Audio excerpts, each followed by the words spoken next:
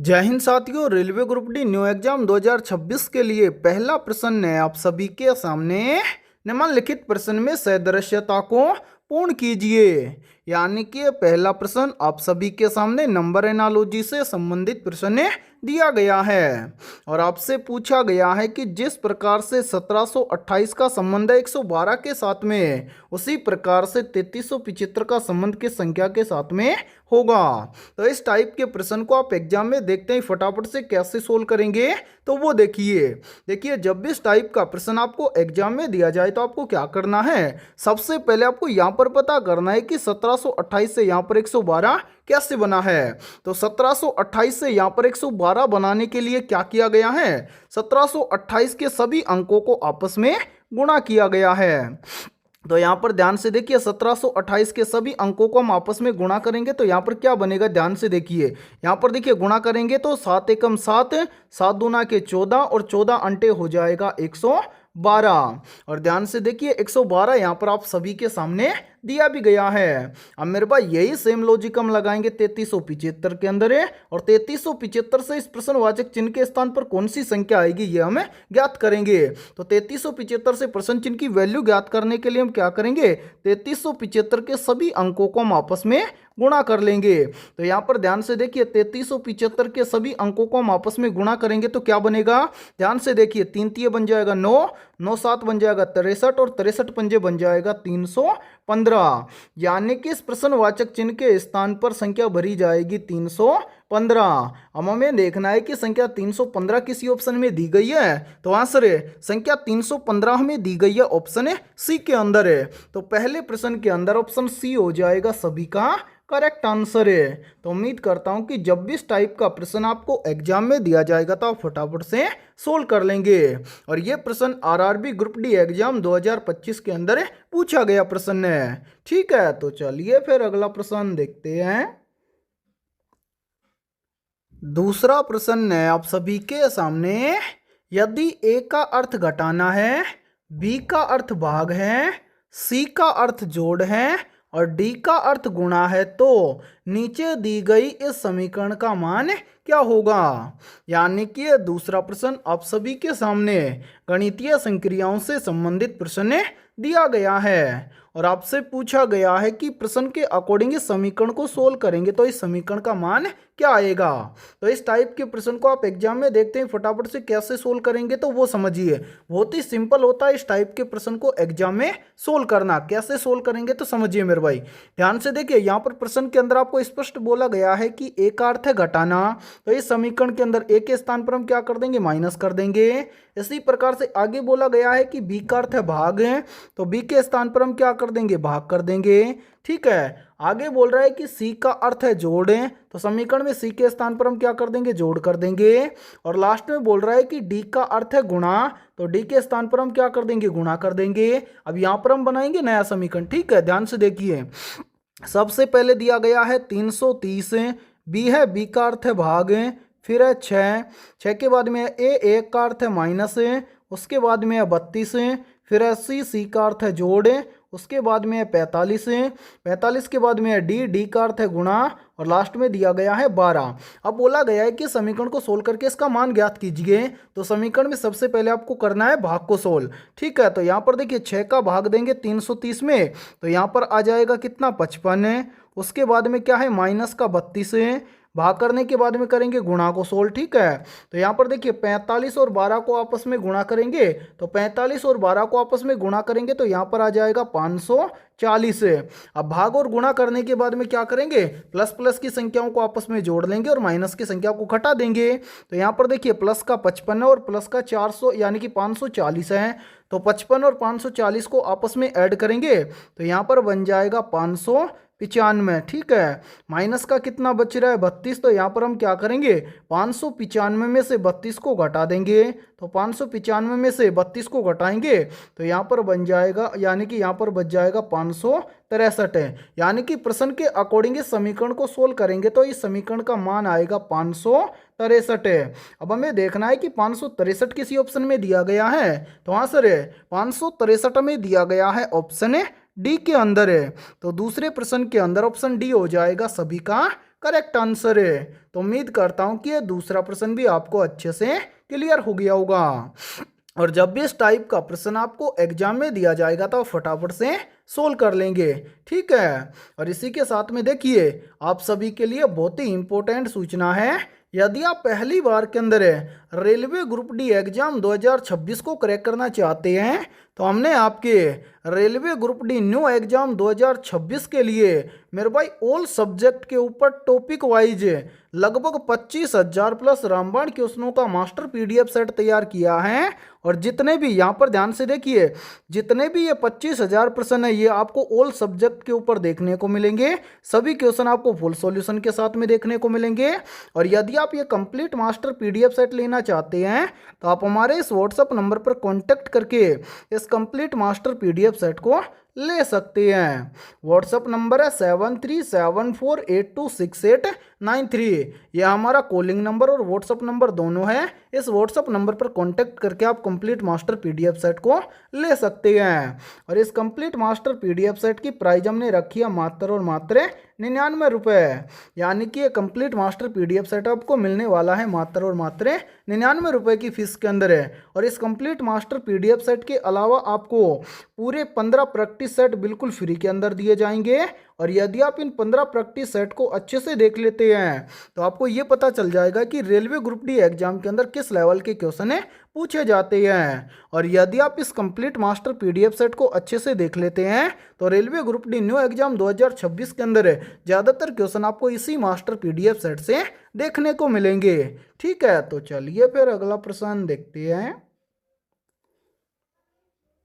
तीसरा प्रश्न है आप सभी के सामने, निम्नलिखित प्रश्न में सादृश्यता को पूर्ण कीजिए। मेरे भाई ये तीसरा प्रश्न भी आप सभी के सामने शब्द एनालॉजी से संबंधित प्रश्न दिया गया है। यानी कि आपके रेलवे ग्रुप डी एग्जाम के अंदर एनालॉजी टॉपिक से लगभग 3 से 4 टाइप के प्रश्न पूछे जाते हैं। तो इस टाइप के प्रश्न में आपको क्या करना है, यहाँ पर बताना है कि जिस प्रकार से थर्मामीटर का संबंध है तापमान के साथ में, उसी प्रकार से स्केल का संबंध किस शब्द के साथ में होगा। तो इस टाइप के प्रश्न को कैसे सोल्व करेंगे वो समझिए। सबसे पहले इस टाइप के प्रश्न में आपको क्या करना है, यहाँ पर पता करना है कि थर्मामीटर का संबंध तापमान के साथ में कैसे है। तो आप सभी को पता है कि थर्मामीटर की सहायता से क्या मापा जाता है, तापमान मापा जाता है। उसी प्रकार से आपको यहाँ पर बताना है कि स्केल की सहायता से क्या मापा जाता है। तो मेरे भाई जिस प्रकार से थर्मामीटर की सहायता से तापमान को मापा जाता है उसी प्रकार से स्केल की सहायता से मापा जाता है लंबाई को। तो मैं यहाँ पर लिख देता हूँ लंबाई, ठीक है। यानी कि इस प्रश्नवाचक चिन्ह के स्थान पर शब्द भरा जाएगा लंबाई। अब हमें देखना है कि लंबाई शब्द किसी ऑप्शन में दिया गया है। तो बिल्कुल सर लंबाई शब्द हमें दिया गया है ऑप्शन डी के अंदर है। तो तीसरे प्रश्न के अंदर ऑप्शन डी हो जाएगा सभी का करेक्ट आंसर है। तो उम्मीद करता हूं कि जब भी इस टाइप का प्रश्न आपको एग्जाम में दिया जाएगा तो फटाफट से सोल्व कर लेंगे, ठीक है। तो चलिए फिर अगला प्रश्न देखते हैं। चौथा प्रश्न है आप सभी के सामने, दी गई श्रृंखला में अगला पद ज्ञात कीजिए। यानी कि चौथा प्रश्न भी आप सभी के सामने सीरीज से संबंधित प्रश्न दिया गया है। और आपसे पूछा गया है कि इस सीरीज में इस प्रश्नवाचक चिन्ह के स्थान पर कौन सी संख्या आएगी। तो मेरे भाई यदि आपको पिछला प्रश्न अच्छे से समझ में आया है तो जल्दी से एक काम कीजिए, इस क्लास को रोकिए और इस प्रश्न को अपने स्तर से सोल्व करके इस प्रश्न चिन्ह की वैल्यू फटाफट से कमेंट सेक्शन के अंदर कमेंट करके बताइए। तो उम्मीद करता हूं कि आपने इस प्रश्न को जरूर सोल्व किया होगा। तो आइए देखते हैं कि आपका आंसर क्या आया है।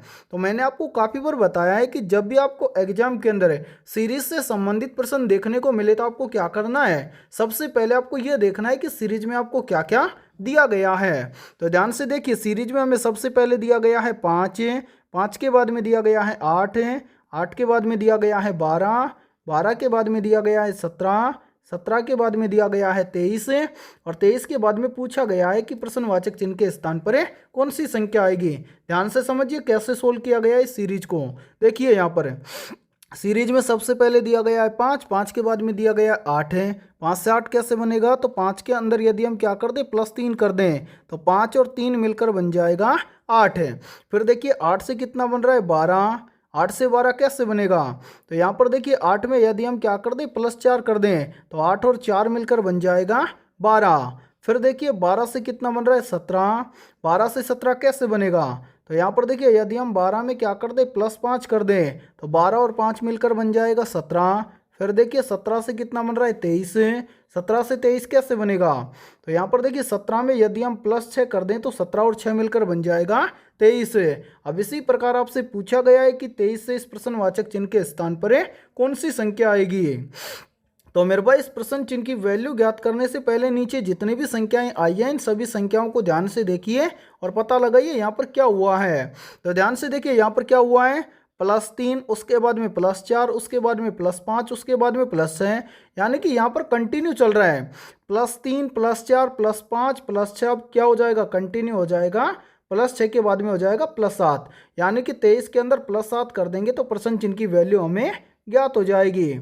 तो ध्यान से देखिए 23 के अंदर +7 करेंगे तो 23 और 7 मिलकर बन जाएगा 30, यानी कि इस प्रश्नवाचक चिन्ह के स्थान पर संख्या भरी जाएगी 30। अब हमें देखना है कि 30 किसी ऑप्शन में दिया गया है, तो आंसर है 30 हमें दिया गया है ऑप्शन ए के अंदर है, तो चौथे प्रश्न के अंदर ऑप्शन ए हो जाएगा सभी का करेक्ट आंसर है।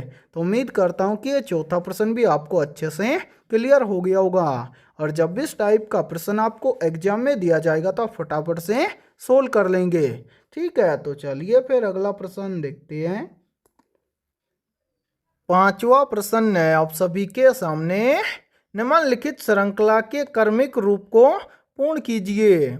यानी कि ये पांचवा प्रश्न आप सभी के सामने लेटर सीरीज से संबंधित प्रश्न दिया गया है और आपसे पूछा गया है कि इस सीरीज के अंदर जितने भी लेटर छूटे हुए हैं इन सभी लेटर को पूर्ण कीजिए। यानी कि इन चारों ऑप्शंस के अंदर से किस ऑप्शंस के लेटर और संख्या इस श्रृंखला के अंदर भरी जाएगी, ये आपसे पूछा गया है। सोल्व करेंगे कैसे, तो इस टाइप के प्रश्न को एग्जाम में सोल्व करना बहुत ही आसान होता है। आसानी से कैसे सोल्व करेंगे, तो सबसे पहले हमारे सामने जो ये वाला सीरीज दिया गया है इसके अंदर जितने भी लेटर, संख्या और डॉट्स दिए गए हैं उन सभी को हमें टोटल करना है, और जितने भी टोटल लेटर हमें बनेंगे या टोटल संख्या आएगी उसको हमें क्या करना है, पेयर्स यानी कि जोड़ों के अंदर कन्वर्ट करना है। जैसे यहाँ पर देखिए टोटल करेंगे तो 1 2 3 4 5 6 7 8 9 10 11 12 13 14 15 16, यानी कि इसके अंदर टोटल लेटर, डॉट्स और संख्या कितनी है 16 है। ठीक है, अब 16 का हम पेयर बनाएंगे तो यहाँ पर देखिए 4 4 के 4 पेयर बन जाएंगे, यानी कि 4 पेयर बनेंगे 4 4 लेटर, संख्या और डॉट्स के। ठीक है, और यहाँ पर इन दोनों को आपस में गुणा करेंगे तो बन जाएगा 4 चौक 16। ठीक है, यानी कि 4 4 के कितने पेयर बनेंगे 4 बनेंगे। तो यहाँ पर देखिए 4 4 के पेयर बनेंगे तो पहला पेयर बनेगा यहाँ से यहाँ तक। ठीक है, पहला ये हो जाएगा, उसके बाद में देखिए दूसरा पेयर बन जाएगा ये, फिर इसके आगे आप ध्यान से देखिए यहाँ पर तीसरा पेयर बन जाएगा ये, और चौथा पेयर बन जाएगा ये। अब इसको सोल्व करेंगे कैसे, तो बहुत आसानी से इसको सोल्व करेंगे। सबसे पहले देखिए पहले पेयर के अंदर डी दिया गया है सबसे पहले, दूसरे के अंदर भी डी दिया गया है, और चौथे के अंदर भी सबसे पहले डी दिया गया है, जबकि तीसरे में खाली है तो सभी में डी है। तो पहले यानी कि तीसरे पेयर में भी सबसे पहले क्या आएगा, डी आएगा। उसके बाद में देखिए पहले पेयर के अंदर डी के जस्ट आगे 3 है, तीसरे पेयर के अंदर भी डी के जस्ट आगे 3 है, फिर उसके आगे देखिए चौथे के अंदर भी देखिए डी के जस्ट आगे क्या है 3 है, तो दूसरे में भी डी के जस्ट आगे क्या भरा जाएगा 3 भरा जाएगा। ठीक है, अब इसी प्रकार से ध्यान से देखिए दूसरे के अंदर, आप ध्यान से देखिए दूसरे के अंदर क्या दिया गया है, यानी कि 3 के बाद में क्या है सी, तीसरे पेयर के अंदर भी 3 के बाद में क्या है सी। तो यहाँ पर देखिए पहले के अंदर भी 3 के बाद में क्या हो जाएगा सी, और लास्ट में भी 3 के बाद में क्या हो जाएगा सी। इसी प्रकार से सारे भरे गए, लास्ट में सभी के अंदर डी है, यानी कि पहले में भी डी है, दूसरे में भी डी है, तीसरे में भी डी है और चौथे में भी डी है। अब हमें क्या करना है, जो जो हमने भरा है उनको एक साथ लिखना है। सबसे पहले हमने क्या भरा सी, तो यहाँ पर मेरे भाई यहाँ पर देखिए सबसे पहले यहाँ पर क्या है सी, तो यहाँ पर हम लिखेंगे सी। उसके बाद में क्या है 3, तो यहाँ पर लिखेंगे 3। उसके बाद में क्या है, यहाँ पर है डी, यानी कि डी भरा है तो यहाँ पर हम लिखेंगे क्या डी। उसके बाद में यहाँ पर हमने क्या भरा है लास्ट में सी, तो यहाँ पर लिखेंगे सी, यानी कि 3CDC ये किसी ऑप्शन में दिया गया है, यानी कि C3, यानी कि मेरे भाई यहाँ पर है C 3D, C। ठीक है, अब ये किसी ऑप्शन में दिया गया है तो ध्यान से देखिए, ये हमें दिया गया है ऑप्शन सी के अंदर, यानी कि C3DC। अब यहाँ पर क्या किया गया है, यानी कि आपका सी ऑप्शन बिल्कुल करेक्ट हो जाएगा। ठीक है, पांचवें प्रश्न के अंदर सी ऑप्शन हो जाएगा करेक्ट आंसर। ठीक है, चलिए फिर अगला प्रश्न देखते हैं। छठा प्रश्न है आप सभी के सामने, पानी के अंदर ध्वनि सुनने का यंत्र क्या कहलाता है? तो यहाँ पर देखिए, इन चारों में से करेक्ट आंसर हो जाएगा सभी का ऑप्शन है डी। पानी के अंदर ध्वनि सुनने का यंत्र कहलाता है हाइड्रोफोन। तो छठे प्रश्न के अंदर करेक्ट आंसर हो जाएगा सभी का ऑप्शन है डी। तो चलिए फिर अगला प्रश्न देखते हैं। सातवां प्रश्न है आप सभी के सामने, श्वेत प्रकाश कितने रंगों का मिश्रण है? ऑप्शन ए है 4 रंगों का, ऑप्शन बी है 5 रंगों का, ऑप्शन सी है 6 रंगों का और ऑप्शन डी है 7 रंगों का। तो जल्दी से बताइए, इन चारों में से करेक्ट आंसर है क्या होगा? आप सभी से पूछा गया है कि श्वेत प्रकाश कितने रंगों का मिश्रण होता है, और ये प्रश्न आरआरबी ग्रुप डी एग्जाम 2018 के अंदर पूछा गया प्रश्न है। और हमारी जितनी भी क्लासेज होंगी उन क्लासों के अंदर हम आपको वही क्वेश्चन करवाएंगे जो क्वेश्चन आपके एग्जाम के लिए इंपॉर्टेंट रहेंगे। ठीक है, तो यहाँ पर देखिए, इन चारों में से करेक्ट आंसर हो जाएगा सभी का ऑप्शन है डी। श्वेत प्रकाश 7 रंगों का मिश्रण होता है। तो सातवें प्रश्न के अंदर करेक्ट आंसर हो जाएगा सभी का ऑप्शन है डी। तो चलिए फिर अगला प्रश्न देखते हैं। आठवां प्रश्न है आप सभी के सामने, तारों का रंग किस पर निर्भर करता है? तो यहाँ पर देखिए, इन चारों में से करेक्ट आंसर हो जाएगा सभी का ऑप्शन है सी। तारों का रंग तापमान पर निर्भर करता है। तो आठवें प्रश्न के अंदर करेक्ट आंसर हो जाएगा सभी का ऑप्शन है सी। और मेरे भाई, ये प्रश्न बहुत ही इंपॉर्टेंट प्रश्न है, तो जल्दी से एक काम कीजिए, इस प्रश्न को अपनी नोटबुक के अंदर या तो नोट कर लीजिए या फिर इस प्रश्न का आप स्क्रीनशॉट भी ले सकते हैं। ठीक है, तो चलिए फिर अगला प्रश्न देखते हैं।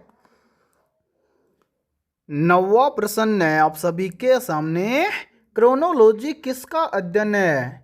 या फिर देखिए, इसी प्रश्न को एग्जाम के अंदर घुमाकर ऐसे भी पूछ लिया जाता है। प्रश्न पूछा जाता है कि क्रोनोलॉजी के अंदर किसका अध्ययन किया जाता है? तो यहाँ पर देखिए, इन चारों में से करेक्ट आंसर हो जाएगा सभी का ऑप्शन है डी। क्रोनोलॉजी के अंदर समय की अवधि का अध्ययन किया जाता है। तो नए प्रश्न के अंदर करेक्ट आंसर हो जाएगा सभी का ऑप्शन है डी। तो चलिए फिर अगला प्रश्न देखते हैं। 10वां प्रश्न है आप सभी के सामने, मनुष्य के शरीर में अधिकांश भोजन कहाँ पचता है? ऑप्शन ए है आमाशय में, ऑप्शन बी है छोटी आंत में, ऑप्शन सी है बड़ी आंत में और ऑप्शन डी है यकृत में। तो जल्दी से बताइए, इन चारों में से करेक्ट आंसर है क्या होगा? आप सभी से पूछा गया है कि मनुष्य के शरीर में अधिकांश भोजन कहाँ पचता है। तो सभी का राइट आंसर हो जाएगा ऑप्शन है बी। मनुष्य के शरीर में अधिकांश भोजन पचता है छोटी आंत में। तो 10वें प्रश्न के अंदर करेक्ट आंसर हो जाएगा सभी का ऑप्शन है बी। और मेरे भाई, यहाँ पर देखिए, आप सभी को यदि ये क्लास पसंद आ रही है तो जल्दी से एक बार इस क्लास को लाइक कर दीजिए। और यदि आप हमारे इस YouTube चैनल से पहली बार जुड़े हैं तो इस YouTube चैनल को कर लीजिए सब्सक्राइब और बेल आइकन को प्रेस करना, ताकि ऐसी शानदार क्लास का नोटिफिकेशन आपको सबसे पहले देखने को मिले। तो चलिए फिर अगला प्रश्न देखते हैं। 11वां प्रश्न है आप सभी के सामने, चंद्रमा से परावर्तित प्रकाश को पृथ्वी तक आने में कितना समय लगता है? तो यहाँ पर देखिए, इन चारों में से करेक्ट आंसर हो जाएगा सभी का ऑप्शन है ए। चंद्रमा से परावर्तित प्रकाश को पृथ्वी तक आने में लगभग 1.3 सेकंड का समय लगता है। तो 11वें प्रश्न के अंदर करेक्ट आंसर हो जाएगा सभी का ऑप्शन है ए। तो चलिए फिर अगला प्रश्न देखते हैं। 12वां प्रश्न है आप सभी के सामने, गर्भाशय में मानव भ्रूण एक द्रव में तैरता रहता है जिसे कहते हैं। या फिर देखिए, इसी प्रश्न को एग्जाम के अंदर घुमाकर ऐसे भी पूछ लिया जाता है। प्रश्न पूछा जाता है कि मानव भ्रूण जिस द्रव में तैरता है उस द्रव को क्या कहते हैं। तो राइट आंसर हो जाएगा चारों में से ऑप्शन ए, एमनियोटिक द्रव कहा जाता है जिस द्रव के अंदर मानव भ्रूण तैरता है। ठीक है, 12वें प्रश्न के अंदर करेक्ट आंसर हो जाएगा सभी का ऑप्शन ए। तो चलिए फिर अगला प्रश्न देखते हैं। 13वां प्रश्न है आप सभी के सामने, मैटूर बांध किस नदी पर बांधा गया है। या फिर देखिए इसी प्रश्न को एग्जाम के अंदर घुमाकर ऐसे भी पूछ लिया जाता है। प्रश्न पूछा जाता है कि मैटूर बांध किस नदी पर बना हुआ है। तो यहाँ पर देखिए इन चारों में से करेक्ट आंसर हो जाएगा सभी का ऑप्शन है बी, मैटूर बांध बना हुआ है कावेरी नदी पर। तो 13वें प्रश्न के अंदर करेक्ट आंसर हो जाएगा सभी का ऑप्शन है बी। और मेरे भाई ये प्रश्न बहुत ही इंपॉर्टेंट प्रश्न है क्योंकि ये प्रश्न आरआरबी ग्रुप डी एग्जाम 2022 के अंदर पूछा गया प्रश्न है। और इसी के साथ में देखिए आप सभी के लिए बहुत ही इंपॉर्टेंट सूचना है, यदि आप पहली बार के अंदर railway group D new exam 2026 को क्रैक करना चाहते हैं तो हमने आपके railway group D new exam 2026 के लिए ऑल सब्जेक्ट के ऊपर लगभग 25,000 प्लस रामबन क्वेश्चनों का मास्टर पीडीएफ सेट तैयार किया है।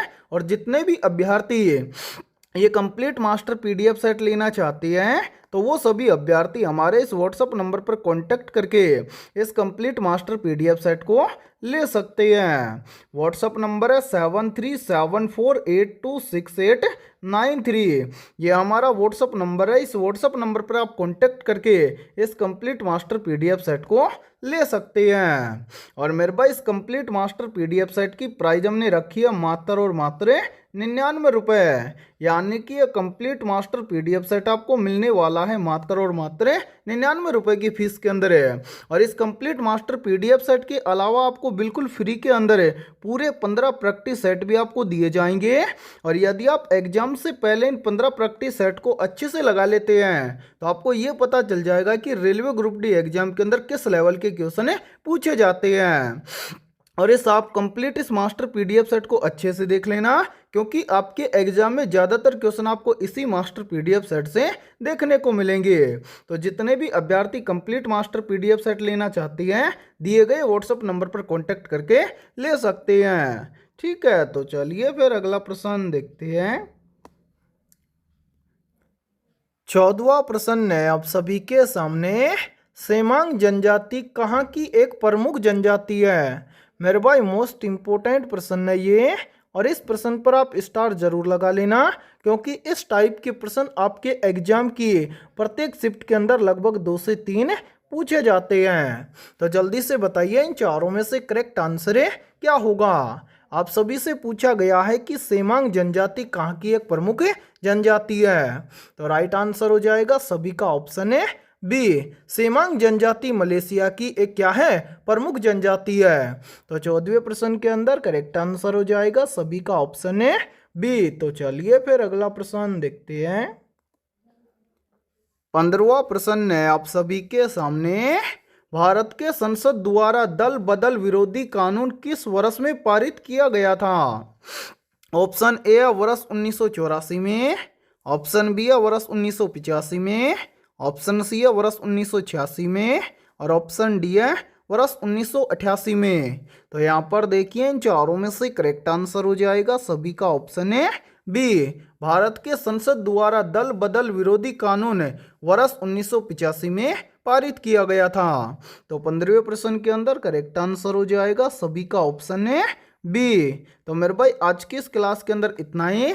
यदि ये क्लास आपको पसंद आई है तो जल्दी से एक बार इस क्लास को लाइक कर दीजिए। और यदि आप हमारे इस YouTube चैनल से पहली बार जुड़े हैं तो इस YouTube चैनल को कर लीजिए सब्सक्राइब और बेल आइकन को प्रेस करना ताकि ऐसे ही शानदार क्लास का नोटिफिकेशन आपको सबसे पहले देखने को मिले।